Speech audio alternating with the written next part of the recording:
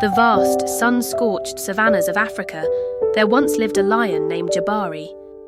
His name, in Swahili, meant brave, and he embodied that meaning with every fibre of his being. His mane, a crown of dark gold, rippled in the wind as he roared, a sound that sent shivers through the grasslands and warned any foe daring to trespass into his domain. For years, Jabari had reigned as the unchallenged king of his pride, a fierce protector who fought off hyenas, rival lions, and even the occasional poacher who dared to encroach on his territory. His amber eyes gleamed with pride, and his powerful paws struck the earth like thunder. But nature, as it often does, had a way of humbling even the mightiest. Time crept up on Jabari like a shadow in the dusk. His once mighty muscles began to ache after long hunts, and his breath grew shorter with each chase. Yet his spirit remained unbroken. He refused to yield to age, pushing himself to lead his pride, to bring down prey, to prove he was still the king. The younger lions in the pride watched him with a mix of admiration and unease, sensing the inevitable shift that loomed on the horizon.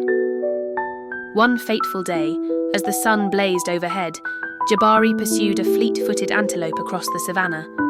His heart pounded, his claws tore into the earth, but then something snapped. A searing pain shot through his spine, and his hind legs buckled beneath him. He crashed to the ground, dust billowing around him like a shroud. For the first time in his life, Jabari felt fear, not of a rival, not of a predator, but of his own body betraying him. He lay there, panting, his golden eyes wide with confusion and defiance. He willed his legs to move, but they refused. Hours turned into days.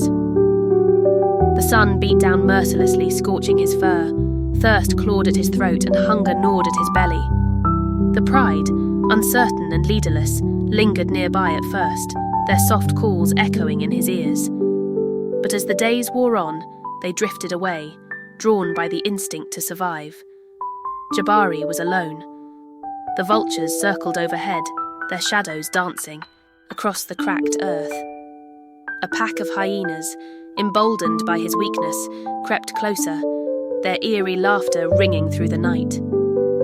Jabari roared, a weak, rasping sound now, but it was enough to keep them at bay, at least for a little while. He clawed at the dirt with his front paws, dragging himself forward inch by agonizing inch, refusing to surrender.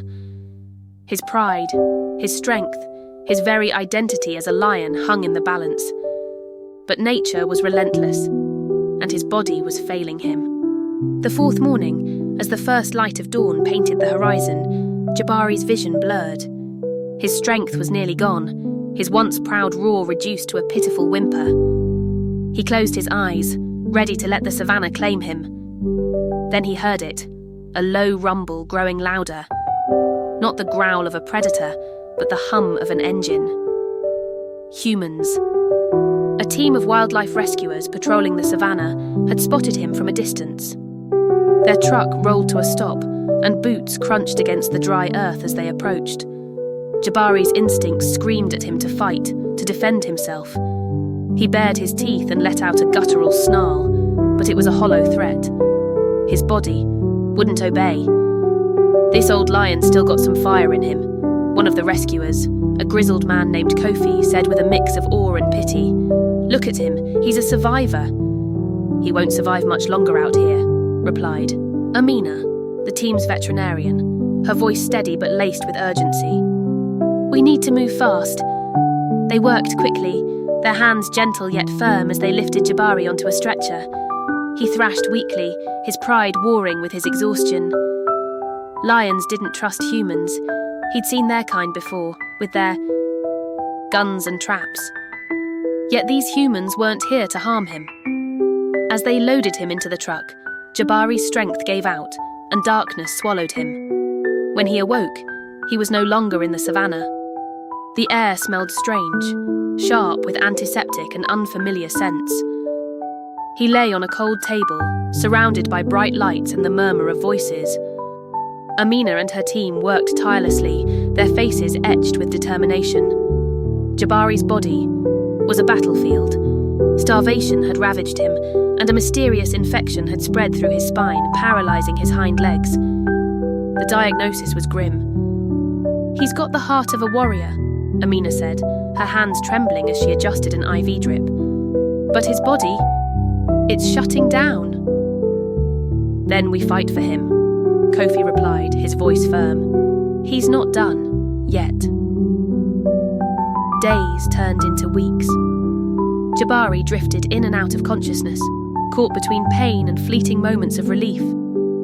The humans fed him, cleaned him, spoke to him in soft tones he didn't understand. At first, he resented their care. It felt like a cage, a humiliation for a king. But slowly, something shifted. His fur, once matted and dull, began to shine again. His ribs no longer jutted out beneath his skin. And though his hind legs remained lifeless, his spirit flickered back to life. One day, Amina knelt beside him, her eyes meeting his. "You're a miracle, Jabari," she whispered. "But we're not finished with you yet." The team refused to give up on him. "If we can build wheelchairs for dogs, why not for a lion?" Kofi argued during a heated meeting. The idea was radical, risky and expensive, but they were determined. They crafted a custom harness, a sturdy frame with wheels designed to support Jabari's massive frame. When they first strapped him into it, he roared in frustration, his front paws slashing at the air.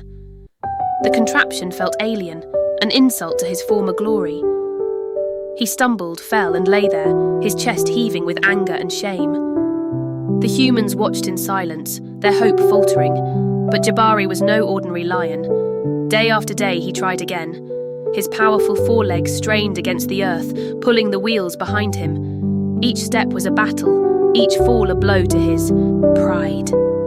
Yet with every attempt, he grew stronger, more determined. The humans cheered him on, their voices a strange comfort. For the first time, Jabari felt something new. Gratitude. These humans, these strange creatures he'd once distrusted, had given him a chance to live again. Weeks later, he stood tall, or as tall as he could, his mane flowing in the breeze as he moved across the rehabilitation compound. The wheels clacked against the ground, a rhythm of resilience. He wasn't the lion he'd once been, but he was alive, and that was enough. The savannah called to him, its wild song tugging at his soul. But Jabari could never return to his old life. He couldn't hunt, couldn't fight off rivals. His pride had moved on, led by a younger, stronger male. Yet the rescuers had a plan. They transported him to a sprawling wildlife sanctuary, a protected haven where he could live out his days. At first, the younger lions in the sanctuary eyed him warily. His size and presence still commanded respect, but his wheeled harness marked him as different. One brash male, a scarred brute named Taro, challenged him, lunging with a snarl. Jabari didn't hesitate. With a roar that shook the higher trees, he surged forward, his front paws slamming into Taro's chest. The younger lion stumbled back, stunned. Jabari couldn't run or leap, but his strength and wisdom were undeniable. Word spread among the sanctuary's inhabitants. Jabari wasn't a warrior anymore. He was something greater. He became their guide, their elder. He taught the cubs patience, showed the adolescents how to read the wind, and settled disputes with a single commanding glare. His presence brought order, a quiet strength that no rival could challenge. One evening, as the sun dipped below the horizon, Jabari rested atop a rocky outcrop, gazing out over the sanctuary. His mane glowed in the fading light, a halo of gold against the twilight. He'd once believed power lay in speed, in claws, in the kill. Now he knew better. True power was in endurance, in the will to rise again, in the courage to accept a new life. The humans who'd saved him watched from a distance, their eyes misty with pride. "He's not just a survivor," Amina said softly. "He's a legend." Jabari was no longer the king of the savannah. He was something more. A hero forged in the crucible of suffering, a lion who'd defied death itself. And as the stars emerged above, his roar echoed once more.